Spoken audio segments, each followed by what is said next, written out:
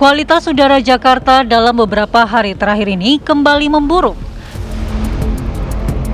Setelah pada Kamis 20 Juni 2024 kemarin, kualitas udara Jakarta menurut situs pemantau kualitas udara IQR menempati posisi kedua sebagai kota dengan kualitas udara terburuk di dunia. Hari ini, kualitas udara Jakarta berada di posisi keempat terburuk di dunia. Masih menurut situs IQR, pada update data sampai pukul 10 pagi 21 Juni 2024, indeks kualitas udara IQI di kota Jakarta tercatat dengan angka 158 atau masuk kategori tidak sehat dengan tingkat polutan PM 2.5 65 mikrogram per meter kubik. Konsentrasi polutan di Jakarta saat ini 13 kali nilai panduan kualitas udara tahunan WHO. Terkait itu, PJ Gubernur Jakarta Heru Budi Hartono menyebut kebanyakan negara di dunia sedang mengalami masalah yang sama. Persoalan polusi udara ini tak hanya dialami Jakarta saja. Polusi udara Pak di Jakarta kan kemarin tertinggi Pak di dunia ini Pak. Itu antisipasinya gimana Pak? Ya pertama memang dunia begitu ya. Semua polusi, tetapi DKI kan ada water mist, nanti ada pembatasan kendaraan, uji emisi. Itu cukup ya. Oke, cukup. Terima kasih. Atas kondisi ini, masyarakat dianjurkan untuk mengenakan masker, menyalakan penyaring udara, menutup jendela, dan menghindari aktivitas di luar ruangan. Tim TV One mengabarkan.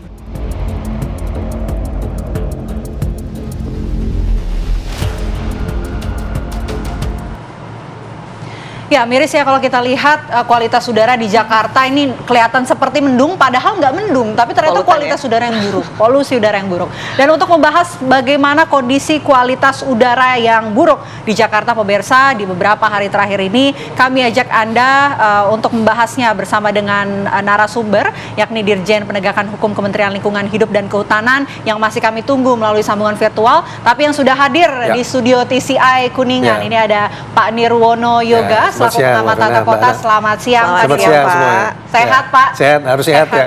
Kondisi udaranya boleh nggak sehat, tapi kita harus sehat. Oke.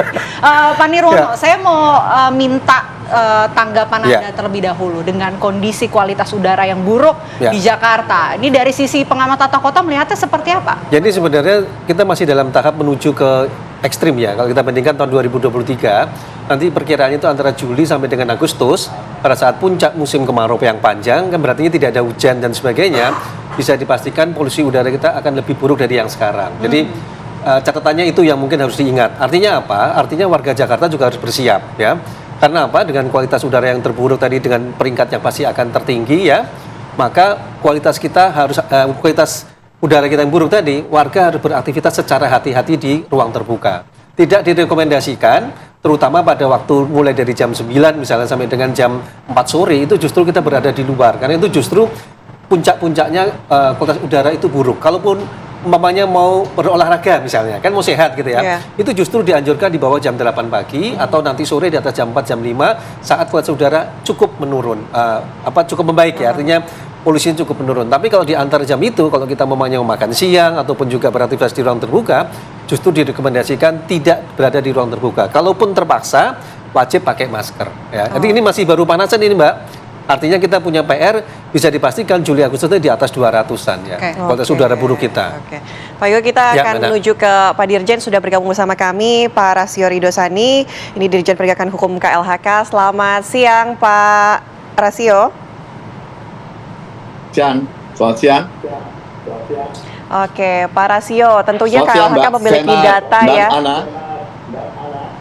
Memiliki data polutan yang terjadi khususnya di wilayah Jakarta, Bogor, Depok, daerah-daerah penyangga. Nah, kalau kita lihat Pak, data dari KLHK sendiri, sebenarnya apa penyebab masalah yang tidak usai begini? Apakah memang betul emisi kendaraan ini juga memperburuk keadaan?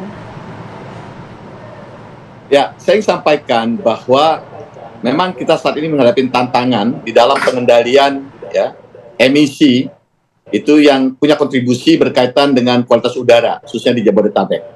ya ada beberapa sumber emisi yang menjadi perhatian kita semua yang harus kita kurangin, yaitu adalah emisi dari kendaraan bermotor, kemudian juga emisi dari industri-industri, serta juga yang tidak kalah penting banyak kegiatan-kegiatan pembakaran sampah secara terbuka dan juga kegiatan-kegiatan konstruksi yang harus dikelola dengan baik. Namun pada saat ini, saat musim kemarau, ya tentu kualitas udara juga akan semakin memburuk. Jadi faktor cuaca juga sangat mempengaruhi, di samping 3 faktor yang saya sampaikan tadi. Oke. Kalau dari KLHK ini melakukan pengukuran untuk kualitas udara, ini standarnya sebetulnya seperti apa? Ya, KLHK tentu kita mempunyai standar pengukuran udara kan berdasarkan ISPU ya. Ya, kita ISPU ini ada beberapa parameter yang menjadi perhatian kita di dalam pengukuran udara. Ya, itu ada parameter PM particulate matters ya, PM 10, PM 2,5. Kemudian juga ada juga NOx atau NO ya, NO2, kemudian hidrokarbon, ozon, dan juga SOx serta CO. Jadi ada beberapa parameter menjadi perhatian kita. Namun saat ini yang sering disampaikan di ruang publik ini kan berkaitan dengan PM 2,5. Memang PM 2,5 ini memang pada kondisi-kondisi kemarau ini meningkat. Karena tadi menurut kami adalah faktor-faktor cuaca juga mempengaruhi, di samping faktor-faktor yang saya sebutkan tadi. Ada 3 faktor penting. Pertama adalah emisi dari kendaraan bermotor.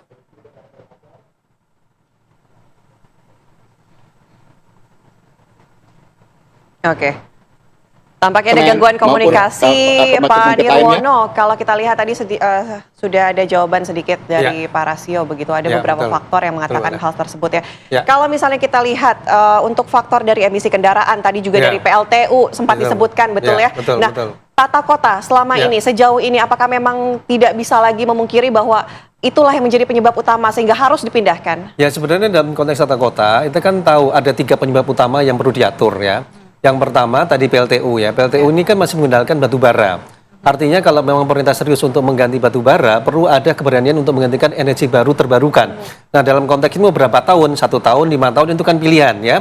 Dan rata-rata dari perhitungan dari Kementerian Keuangan untuk beralih atau bertransformasi satu PLTU itu menghabiskan dana sekitar 1,1 triliun. Ini perlu ketegasan dari pemerintah ya. Satu itu. Kedua tadi industri. Jabodetabek ada 110 industri yang masuk menjadi kategori baik itu yang ramah lingkungan maupun yang tidak ramah lingkungan. Nah, untuk yang tidak ramah lingkungan, ini kan harus ada ketegasan. Apakah perusahaan itu mau beralih ke industri yang ramah lingkungan atau dalam konteks ini dipaksa keluar dari wilayah Jabodetabek kalau kita bicara soal tata ruang gitu kan.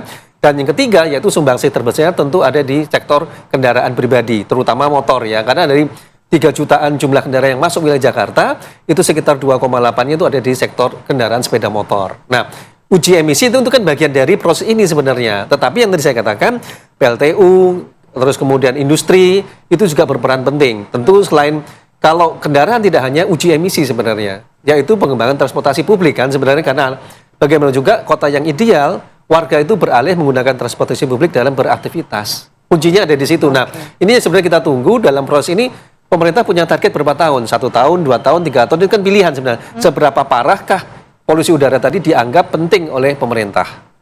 Kunci situ Mbak Vena.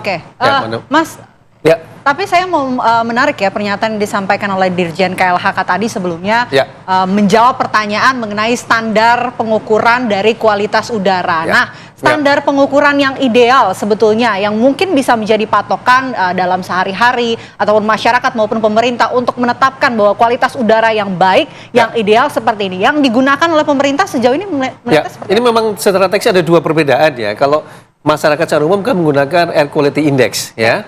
Sementara kalau di KLHK menggunakan indeks kualitas udara yang secara teknis mereka juga punya aturan tersendiri. Nah, persoalannya adalah bagaimana membuat link match-nya ya. Jadi antara air quality index tadi dengan indeks kualitas udara yang dimiliki oleh KLHK harusnya kan sama ya, sehingga informasi yang didapat oleh pemerintah maupun oleh masyarakat itu juga sama. Nah, dalam konteks ini ternyata tidak. Misal kita bicara pada saat tadi kita bicara kualitas udara kita 160 misalnya, itu tidak sehat. Di dalam IQ ya, indeks kualitas udara, belum tentu itu masuk dalam kategori sehat ya. Nanti kita akan baca titiknya di mana, misalnya di titik GBK, misalnya di daerah Jakarta Selatan, atau di Jakarta Pusat, atau di Jakarta Barat, atau Jakarta Timur. Kalau dari pantauan di lingkungan kemarin ya, pantauan Kota Jakarta, puncak ataupun sumber polusi udara itu berasal dari timur ya. Jadi ada pabrik, kemudian ada pembakaran di timur, karena ada udara atau angin yang mengalir ke arah Jakarta, maka faktor cuaca tadi dan angin mengakibatkan kualitas udara menjadi buruk. Tapi tadi faktornya timur ya. Nanti kalau anginnya dari barat beda lagi nih Mbak. Pasti faktornya juga akan tergantung ya. Oke, baik. Saya akan ajak Anda kembali berbincang dengan Pak Rasio. Pak Rasio, selamat siang. Selamat siang, Mbak. Oke, Pak Rasio, ini menanggapi yang tadi sempat terputus. Pak Rasio, kalau dari KLHK sendiri, untuk proses mitigasi atau mungkin pengendalian dari KLHK sendiri, seperti apa Pak sejauh ini? Ya, kalau kita bicara terkait dengan pengendalian pencemaran udara, kan kita harus identifikasi dulu sumber-sumber pencemarnya atau emisinya. Ya, kami mempunyai sistem, sekarang kami monitoring. Karena kami punya station, ada 15 station untuk memantau kualitas udara di Jabodetabek ini. Kemudian dari station-station ini kami identifikasi sumber-sumber apa saja yang punya kontribusi terkait dengan penurunan kualitas udara ini. Nah, dari situ, tentu kami akan lakukan langkah-langkah penanganan. Pertama adalah kami sampaikan setelah kami melakukan identifikasi sumber-sumber yang ada. Tadi saya jelaskan kan ada paling tidak ada 3 sumber utama berkaitan dengan kualitas udara Jakarta, ya. Baik itu dari kendaraan bermotor, emisinya dari pabrik ataupun kegiatan usaha maupun dari kegiatan-kegiatan pembakaran secara terbuka oleh masyarakat dan juga kegiatan-kegiatan konstruksi, ya, terutama untuk parameter PM2,5. Kami di samping melakukan identifikasi sumber-sumber, tentu kami juga akan melakukan pengawasan-pengawasan dan kami tentu juga akan melakukan penindakan-penindakan apabila ditemukan pelanggaran-pelanggaran terkait dengan izin usaha atau kegiatan mereka. Langkah-langkah ini sudah kami lakukan, ya. Sudah banyak kegiatan-kegiatan yang kami lakukan penghentian kalau kami temukan adanya pelanggaran dan juga kami proses penegakan hukum lebih lanjut. Ini langkah-langkah ini kita lakukan. Di samping itu juga tentu kami sampaikan memang ada satu kecenderungan yang menarik berkaitan dengan kualitas udara di Jabodetabek ini. Ya, ini kan meningkat untuk parameter tertentu itu di udaranya adalah pada musim-musim kemarau. Ada juga kita perlu juga pendekatan dengan teknologi ya. Misal tadi sekarang banyak dicobakan oleh dan dilakukan oleh Pemda DKI ya, mereka menggunakan water mist dan sebagainya, termasuk juga kemungkinan bisa diterapkan modifikasi cuaca. Tapi juga kita perlu dorong juga upaya-upaya untuk dilakukannya untuk penanaman pohon ya, membuka lahan-lahan terbuka, lahan hijau lebih banyak lagi karena kita tahu pohon nggak punya fungsi untuk menurunkan polutan-polutan pencemar ini. Jadi langkah-langkah integrasi ini harus kita lakukan ya, termasuk berkaitan dengan pengendalian emisi di kendaraan. Tentu uji emisi harus kita lakukan dan juga kita harus perketat standar-standar terkait dengan emisi gas buang dari kendaraan bermotor. Saya tadi sepakat dengan Mas Nirwono Yoga ya, berkaitan dengan bagaimana kita juga harus mengendalikan ya industri-industri yang berada di sekitar wilayah Jabodetabek ini. Ya, karena kita harus bisa pastikan bahwa industri-industri yang memang benar-benar industri bersih ya, yang berkaitan dengan pencemaran udara ini berada di lokasi-lokasi sekitar Jabodetabek ini. Itu Mbak Ana maupun Mbak Pena. Ya. Baik, Pak Rasio, kita sudah tangkap poinnya, upaya penegakan hukum, terus upaya lahan hijau juga akan dilakukan. Tapi mungkin kita akan bicara lebih lanjut ya mengenai langkah apa yang kemudian bisa dibenahi. Apakah nanti bisa beralih menggunakan transportasi umum, ataukah ada transportasi ramah lingkungan yang mungkin bisa menjadi solusi? Nanti kita akan bahas lengkapnya usai jeda, pemirsa. Apa kabar Indonesia Siang akan kembali saat lagi untuk Anda.